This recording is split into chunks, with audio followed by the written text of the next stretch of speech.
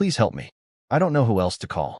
Isabella dialed a number, looking to escape the man who had been breaking her down for 2 years, not knowing the voice on the other end belonged to a man the entire city feared, not knowing he would show up at her door in 12 minutes, and not knowing that one wrong number was about to change both their lives forever. Welcome to Afro-Soul Stories, Soulmates. Please like, share, and subscribe. Derek Moss had been in her life for 2 years. He had walked into Lola's one evening during her shift, charming and easy and the kind of handsome that made you stop paying attention to the warnings your gut was sending. She had ignored those warnings. She had told herself she was being paranoid, that he was just passionate, that love sometimes looked like this. It took her 8 months to understand that what she was living in was not passion. It was control. And by the time she understood that, leaving had become the most dangerous thing she could do. She had been trying to leave for 6 months. On a Tuesday night, he came through her front door and reminded her why. 30 minutes later, she was on her bathroom floor. He was gone. He always left after, like the leaving was supposed to mean something. Like the door clicking shut behind him was close enough to an apology. Isabella sat with her back against the tub, knees pulled to her chest, bottom lip split open, wrist throbbing where he had grabbed it. Her phone was already in her hand. She didn't remember picking it up. She pressed call without looking properly at the screen. It rang twice. Someone picked up. Please. Her voice came out smaller than she expected. I need help. I don't know who else to call. A pause. Just one. Then a voice, low and even. The kind of calm that didn't come naturally to a person. The kind that had been built deliberately over a long time. Your address. She gave it before she could think about whether she should. The line went dead. She sat there staring at her phone and realized she had absolutely no idea who she had just called. She found out 12 minutes later when the knock came. She opened the door on the chain first. One eye through the gap. 3 men in the hallway. The one in front in a dark suit that had no business being on her doorstep at this hour. And even through 2 inches of space, she could see he was not the police. Not even close. She looked at him. He looked back and didn't flinch and didn't perform and didn't try to seem harmless because he clearly wasn't. She unhooked the chain and opened the door. You're not police, she said. No. Are you going to hurt me? Something shifted in his expression. Not softness exactly. More like he was recalibrating something. No, he said. She stepped back and let them in. He told his men to wait near the door without looking at them, his eyes staying on her the whole time. And then he walked to the kitchen and lowered himself to the floor across from her. Suit and all. Didn't hesitate. Didn't make a thing of it. Just sat down like it was the most natural decision he had made all evening. She stared at him. Tell me what happened, he said. So she did. Not everything. She kept certain things back, the specific things, the ones that still made her stomach turn, but enough. 2 years. His name was Derek. She had been trying to leave. Tonight was the 3rd time he had come back, and it was the worst of the 3. He listened to all of it without moving, without interrupting, without the particular kind of male discomfort she had learned to expect when she talked about this. He just listened. When she finished, he was quiet for a moment, and then he said, Does he have a key? I changed the locks 2 months ago. He came through the kitchen window. The latch is broken. I kept meaning to fix it. It'll be fixed tonight. She blinked. You don't have to. I know, he said. And then before she could argue, he had already sent one of his men to the window and the other downstairs, and it was just the 2 of them in her kitchen, and he was looking at her with dark, steady eyes that gave very little away. You're going to want to know who I am, he said. I already know you're not someone I should have called, she said. Does it matter right now? He looked at her. No, he said. It doesn't. Isabella, she said. My name. Since you haven't asked. Nam Woo-jin, he said. She repeated it quietly. Tested it. Then she turned to the freezer, pulled out frozen peas, pressed them to her wrist. Efficient. No drama. Like a woman so used to taking care of herself that even this was just a thing to be managed. You should sleep, he said. You should leave, she said. Not unkindly. Not yet. She looked at him for a long moment and decided she didn't have the energy to argue with a man who sat on kitchen floors in expensive suits without blinking. The couch isn't comfortable, she said. I'll survive. She went to bed. She didn't sleep well, but she slept, and somewhere in the thin early hours she felt something in her chest loosen very slightly, just knowing he was on the other side of the door. At 5 a.m. her alarm went off. She dressed in her chef's uniform, pulled her long, straight black hair back, covered the cut on her lip as best she could, and walked out. He was awake, sitting upright on the couch, jacket still on, looking at her like he had been waiting. "You actually stayed," she said. I said not yet. She went to the kitchen and made coffee and set a second cup near him without asking, because it seemed like the right thing to do. "Opening shift," she said. "Back around 3. My men will drive you." She opened her mouth. "Non-negotiable," he said. "Not unkind. Just certain." She closed her mouth, picked up her bag. At the door she paused and turned back, and he was watching her with that same steady look. "Thank you," she said, "for staying." "Go to work, Isabella," he said. She went. When she came back at 3, he was gone. But on her kitchen counter sat a new phone, clean, one number already saved. And on the back of a receipt, 4 words in clean, precise handwriting. "Use this one." She picked it up, turned it over, set it back down. She didn't call. She went back to Lola's, back to her double shifts and her prep lists and the beautiful, controlled chaos of a kitchen that never slowed down for anything. She was good at disappearing into work. Always had been. She tied her hair back and she cooked, and she let the heat and the noise fill every space in her head where other things were trying to grow. Derek sent flowers on day 3. Red roses, her name on the card. She took them straight out of the vase and dropped them in the bin without breaking her stride. Saad noticed the bruise on day 2. She asked once, got nothing, and let it go. That was one of the many reasons Isabella loved her. For days passed. On the 5th day, she was mid-sauce during lunch service when the front-of-house manager appeared at the kitchen door with a look on her face that meant something was wrong. "There's someone asking for you." In the dining room. Her stomach dropped before she even turned around. She handed off her spoon and walked out, and there he was. Derek, standing near the host stand, hands in his pockets, wearing that particular calm on his face that she had learned to fear more than his anger. He only got that calm when he felt in control of something. She walked to him and kept her voice low. "You need to leave. I just want to talk, 5 minutes. No. You need to leave this restaurant and stop coming to places I am." He leaned slightly closer. His voice dropped. "You think because you made a phone call that night something changed?" He tilted his head.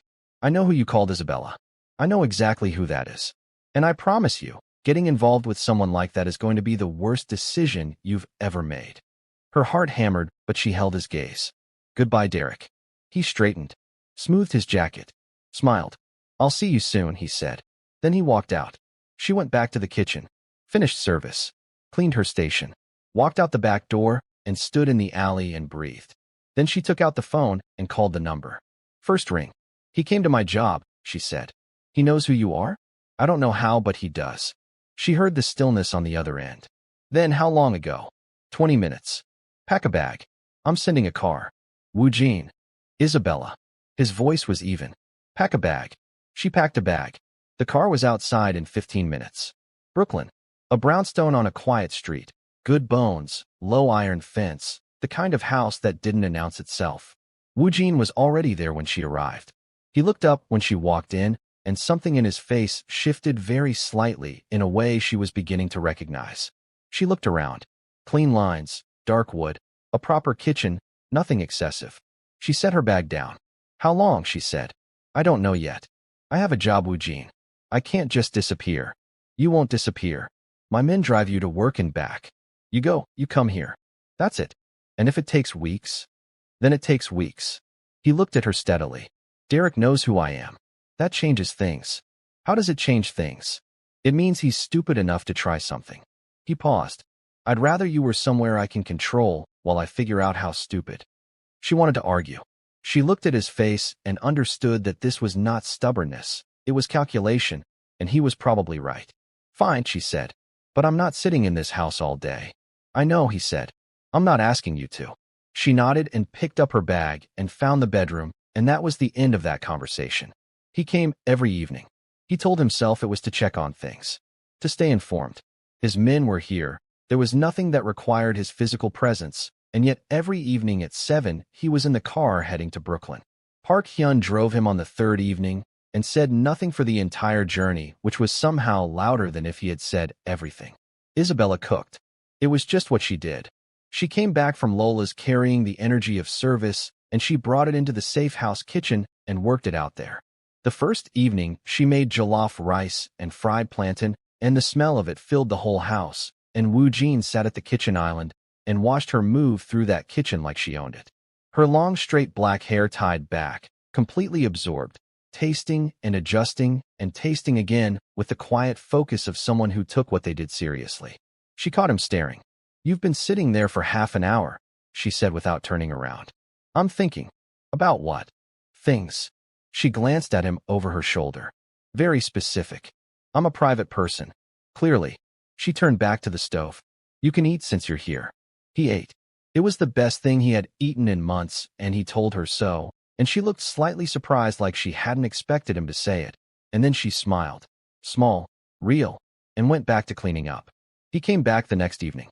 And the one after. Days later she found enough. She had been careful, going sideways, never searching his name directly. A buried article. A name at the edges of 2 separate federal investigations that kept vanishing.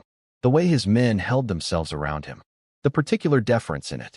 She put it together herself. That evening when he arrived, she was at the kitchen table. No food cooking. Just waiting. He stopped when he saw her face. "Tell me what you actually are," she said. He sat down across from her, and he told her. He didn't dress it up or soften it. He told her what the syndicate was, what he ran, what that meant. He watched her face the whole time. She listened without moving. When he finished, she was quiet. "The people after me," she said. "They're connected to your world?" "Yes," he said. "So I'm in danger because of you." "You were in danger before me." Derek made sure of that. He held her gaze. "But yes, being near me has made it more complicated." She nodded slowly. "I need to think," she said. "Okay," he said. He got up and left. She didn't sleep that night. The next morning she was cold with him. Polite, distant, careful in a way he felt immediately. He said nothing about it. He came that evening and sat at the island and talked to her normally, asked about her day at Lola's, told her something that had happened at Obsidian that was almost funny in a very dry way. And she responded, and it was almost normal except for the careful distance they both knew was there. He came back the next evening. Same thing. On the third day she was in the kitchen when he arrived, and she turned before he could sit down. "I'm not okay with what you are. I want you to know that. I'm not going to pretend I am." "Good," he said. She stared at him. "Good. You'd be a fool to be okay with it." He looked at her steadily. "You're not a fool. Being not okay with it and being here are not mutually exclusive, Isabella." She looked at him for a long moment. Something moved in her chest. "No," she said quietly. "I guess they're not." She turned back to the stove. He sat down at the island. The distance between them was still there, but it had shifted, and neither of them mentioned it. Derek came back to Lola's the following Thursday. This time he didn't ask at the front. He walked straight into the dining room during service. Loud, calling her name like the room belonged to him. Guests turned. A table near the window went completely silent. Staff froze. Isabella came through the kitchen door, and she saw him, and something happened in her body that she could not stop and could not control. Her hands started shaking. Not from anger. From somewhere much older than anger. From 2 years of learning what it meant when he walked into a room looking like that. That particular combination of public performance and private fury. Her body remembered even when her mind was trying to move past it. She stood there in her chef's coat in a half-full restaurant, and she could not make her feet move. She just stood there. Saad appeared at her side from nowhere. Didn't touch her, didn't speak, just stood there like a wall. Security removed Derek. It took 2 of them, and he was loud about every step of it, saying things on the way out that made the whole restaurant go very still, things designed to humiliate, to make her as small as possible on his way out the door. After he was gone, she walked to the back and sat on a crate in the dry storage room and waited for her hands to stop shaking. She didn't cry. She just sat there in the cold and breathed and shook and waited. Her boss called her into the office 20 minutes later. She sat across from a woman she respected and listened to words she had been dreading. Valued. Difficult situation. Cannot happen again. The subtext was clear. One more time, and it wouldn't matter how good she was. She got back to the safe house that evening, and Woo-jin was already there. He looked at her face the moment she walked in, and whatever he saw made him go quiet. She sat on the couch. He sat beside her, close but not touching, and waited. She leaned her head back and stared at the ceiling and said quietly, "I almost lost my job today. Not strong, not performing, just tired in a way that went all the way down." He came in during service, she said. Just walked in and started shouting. And she stopped. She pressed her lips together. I froze. I just stood there. I couldn't move. Isabella. I know. I know it's a trauma response. I know it makes sense. I know all of that. Her voice was flat. It doesn't make it feel any less pathetic. It's not pathetic, he said. Flat and certain, no softening around it. 2 years is a long time. Your body learned something. It's going to take time to unlearn it. That's not weakness. He held her gaze. And it's not permanent. She looked at him for a moment. Then she looked back at the ceiling. My boss gave me a warning, she said. One more incident, and she exhaled. I've worked at Lola's for 3 years. I worked my way up from prep cook. That kitchen is mine as much as it's anyone's, and he's about to take that from me too. Woo-jin was quiet for a moment. Then, he's not going to take anything else from you. I promise you that. She turned to look at him. I mean it, he said. And his eyes were so steady and so certain that something in her chest cracked open very slightly and let a little warmth in. She nodded. Small. Then she leaned her head back and closed her eyes, and he stayed right where he was and didn't try to fix anything else, and that was exactly right. The following Friday, he took her to Obsidian. He couldn't leave her at the safe house alone.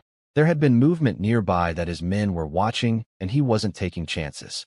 She wore a burgundy-wrapped dress and her long, straight black hair down, and she sat at a corner table with a glass of wine and watched his world move around her.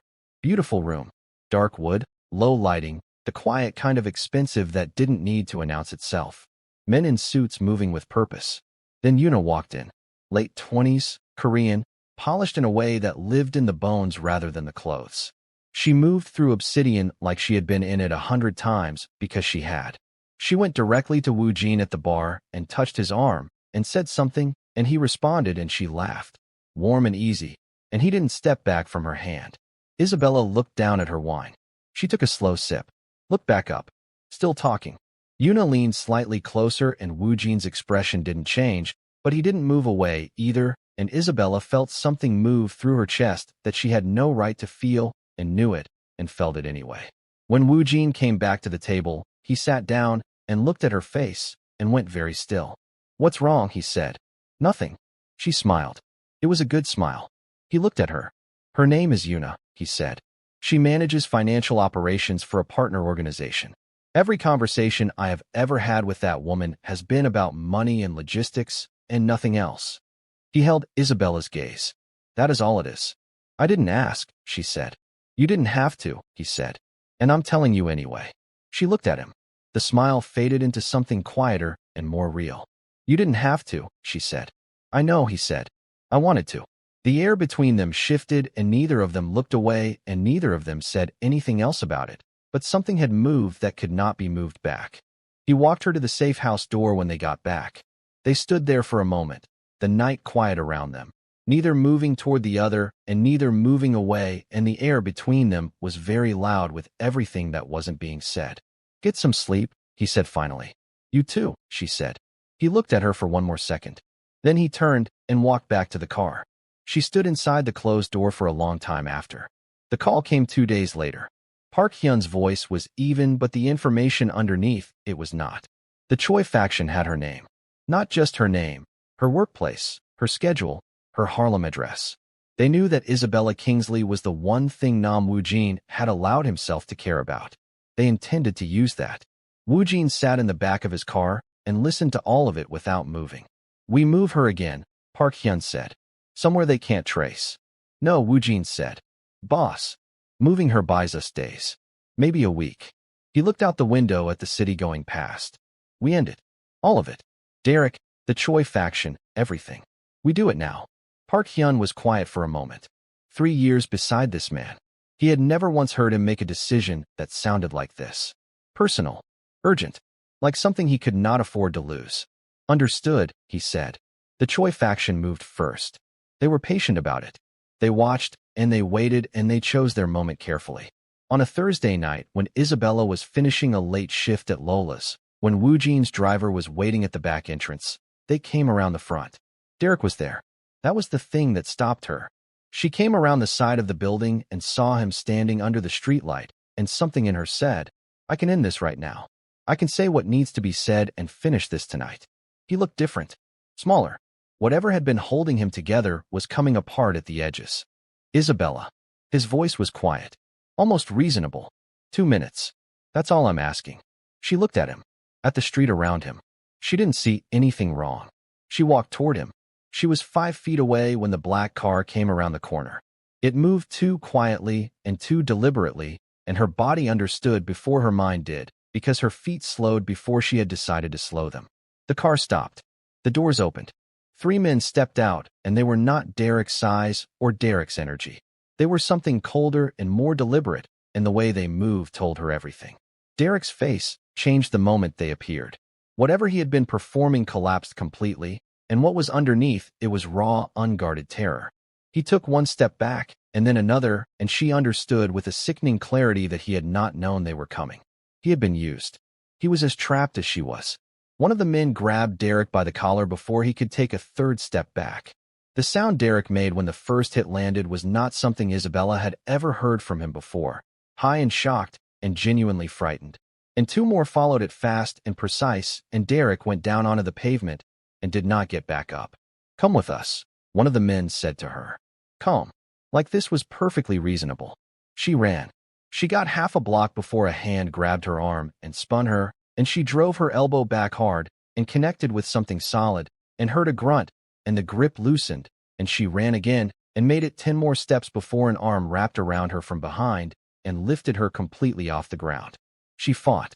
She kicked and twisted and clawed, and she was not going to make this easy. She had survived 2 years of Derek, and she was not going into a car with strangers without making it cost them something.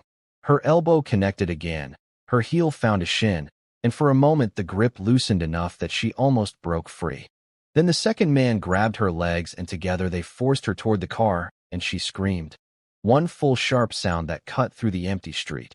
And the side of her face hit the door frame as they pushed her in, and pain exploded behind her eye, and she tasted blood, and then the door slammed and the locks clicked, and the car was moving.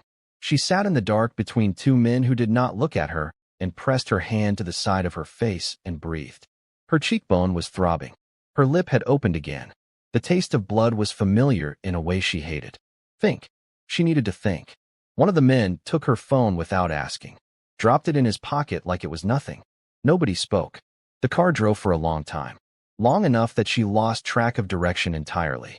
Long enough that the city sounds outside thinned and changed, and she understood she was no longer in Manhattan.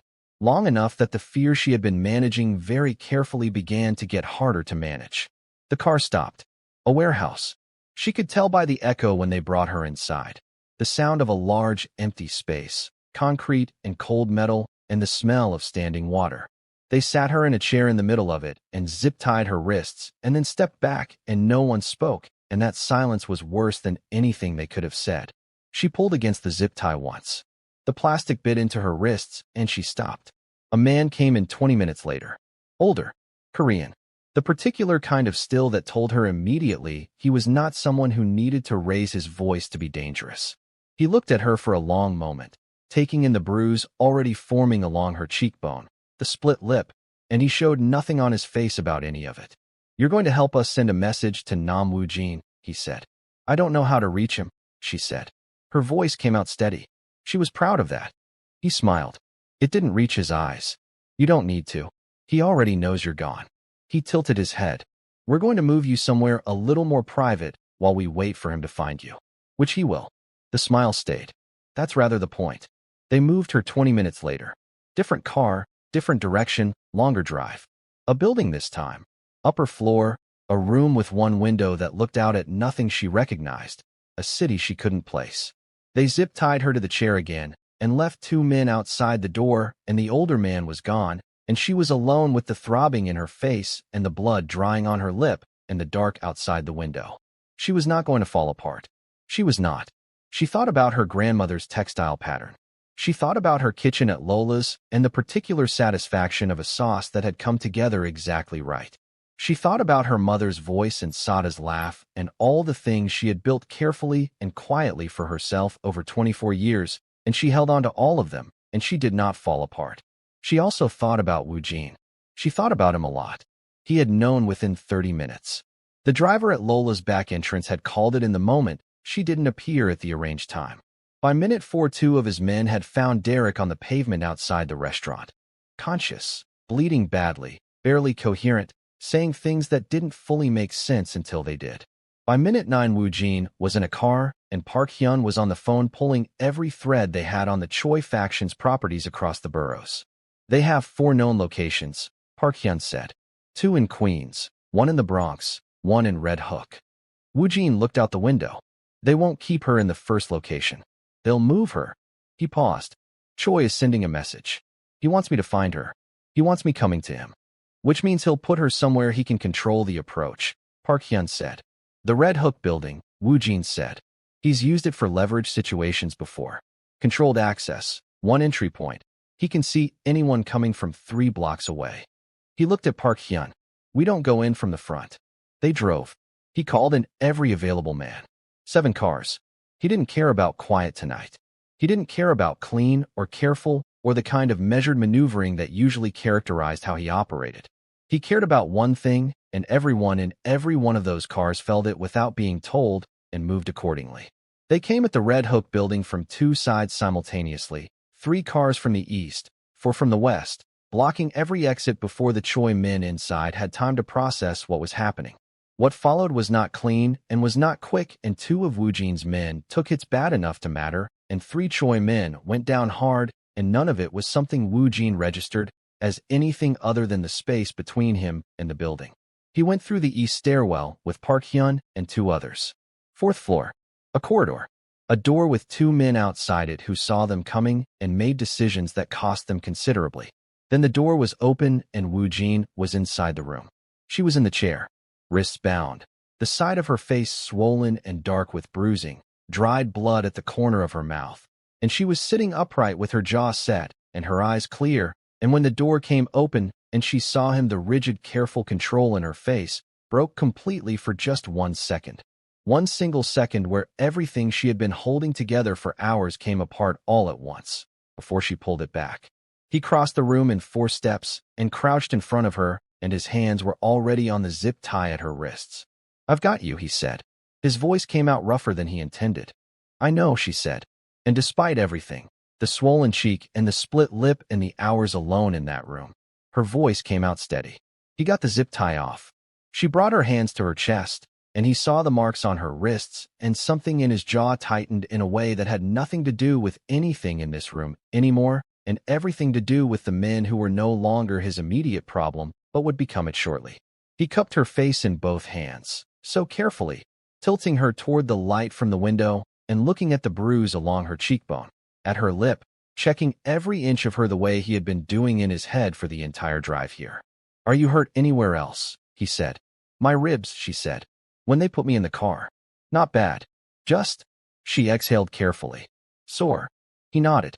He stood and helped her up, and she swayed slightly when she got to her feet, and he put his arm around her immediately, and she let him, and they walked out of that room and down that corridor and out of that building and into the cold night air, and she breathed it in like it was something she hadn't been sure she was going to get back.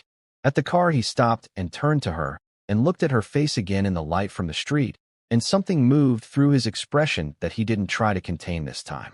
Woo-jin, she said quietly. He pulled her in, both arms, careful of her ribs, his hand at the back of her head, and he held her the way he had been holding things together all night, tight and certain, and like he was not letting go of this particular thing under any circumstances. She leaned into him, and she felt his chest rise and fall, and rise again slowly, and she closed her eyes. After a long moment, he pulled back just enough to look at her face. His thumb moved very gently along her uninjured cheek. He looked at her for a moment, and then he pressed his lips to her forehead and held them there, warm and deliberate, and she felt something in her chest that she had no word for and didn't need one. He pulled back, looked at her. Then he kissed her properly, careful of her lip, slow, his hand still cupping her face like she was something that needed to be held carefully. And she kissed him back, and the night was cold around them, and none of that mattered at all. When they pulled apart, he rested his forehead against hers for a moment. I'm okay, she said quietly. I'm okay. I know, he said. His voice was not entirely steady. I know you are. He put her in the car and sat beside her, and the door closed, and they drove, and she leaned against him, and he kept his arm around her the whole way, and neither of them needed to say anything for a very long time. Behind them, Park Hyun handled everything that needed handling. Derek was not going to be a problem for anyone ever again. The Choi faction understood by the end of that night exactly what it had cost them to touch what belonged to Nam Woo-jin. These were not things Isabella asked about. They were not things she needed the details of. She already knew everything she needed to know. A week later, her Harlem apartment sat quiet and waiting. She pushed the door open and stopped. New floors. Warm wood, clean and even. Fresh paint. A deep cream that caught the afternoon light beautifully. Her kitchen had been completely refitted. New countertops, better lighting above the prep area, fixtures that actually worked. The window had not just been fixed but replaced entirely with something solid that would never be a problem again. Her things were all exactly where she had left them. Everything around them was new. She stood in the middle of her kitchen for a long time. Then she called him. "You renovated my apartment," she said. "The window latch was broken," he said. "Woo-jin, the whole apartment." A pause. "Is anything wrong with it?"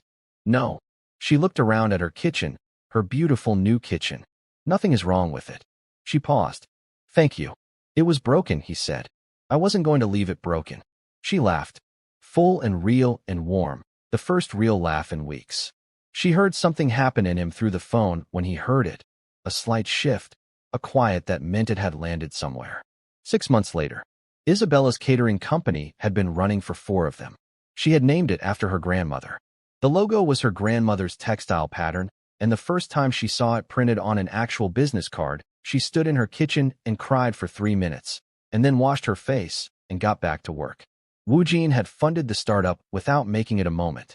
He had asked her one night what she needed to make it real, listened, and a week later it was done. She had argued about it for 20 minutes. He had listened to every minute of it with the patience of a man who had already decided and was simply waiting for her to arrive at the same place. She was finishing a private dinner event on a Friday evening, 30 guests, a venue in the West Village with high ceilings and beautiful light, everything that had gone exactly as planned, when her phone buzzed. 3 words from Woo-jin. "Come when you're done." She smiled before she could stop herself and put the phone away and went back to work. She finished at 9, changed out of her chef's uniform, let her long, straight black hair down, and took the car he had sent. It brought her to a restaurant she had never been to. Small, quiet, on a street she had walked 100 times without noticing this particular door. The host was expecting her and brought her through the restaurant and out onto a private terrace at the back. She stopped. Candlelight. A table for 2. The city rising softly around the terrace walls. Warm air, the sound of Manhattan going about its business below them. It was the kind of quiet that had been made deliberately, just for tonight, just for them. Woo-jin was already there. He stood when she came through the door and looked at her, and something in his expression was different from usual, in a way she had learned to read by now. "What is this?" she said. "Dinner," he said. "Woo-jin. Sit down, Isabella." She sat. Food came, and wine came, and they talked the way they had learned to talk over 6 months of evenings in kitchens and quiet spaces, and all the ordinary moments that had built themselves into something neither of them had planned. He told her something that had happened at Obsidian that made her laugh. She told him about a client who kept changing her menu, and his expression as he listened, that dry, almost amused look she had come to love, made her laugh again. It was a perfect evening. She felt it even as it was happening. After dessert, in the warm quiet that settled between them, she looked at him across the candlelight and opened her mouth to say something. He was already standing. He came around the table and went down on one knee in front of her, and her heart stopped. He was looking up at her, and his face was completely open in the way she had only ever seen a handful of times. That rare, unguarded Woo-jin that lived underneath all the control. In his hand was a small box. "I know what my world is," he said. "Quiet and certain and completely steady. I know what it has already cost you, and I know what loving me will continue to cost you, and I am not going to pretend otherwise." He held her gaze. "But I will spend every day making sure you are safe. Making sure nothing from my world ever reaches you again. I promised you that once, and I meant it then, and I will mean it every day for the rest of my life." He paused. "I want to come home to you. I want to build something with you that is yours as much as it is mine. I want to be the person standing behind every door." He opened the box. "Marry me." The ring caught the candlelight. Her hand had gone to her mouth, and her eyes were full, and she nodded before the word came. Yes, she said.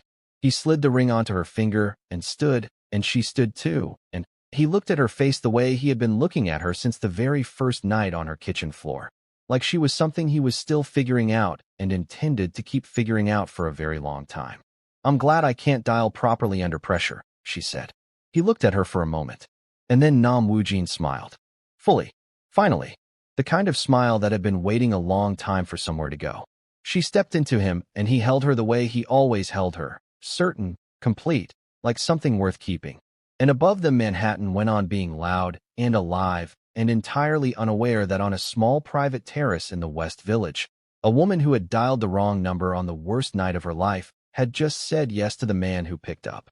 And that is the story of Isabella and Woo-jin. Before you go, I want to say something to anyone watching this who sees a little bit of themselves in Isabella's story.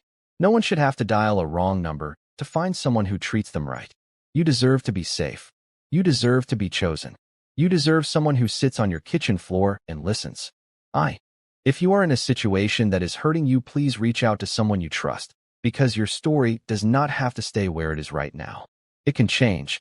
It absolutely can. Now, like this video, share it with someone who needs a love story today, and subscribe to Afro-Seoul Stories, because we are just getting started, soulmates. See you in the next one.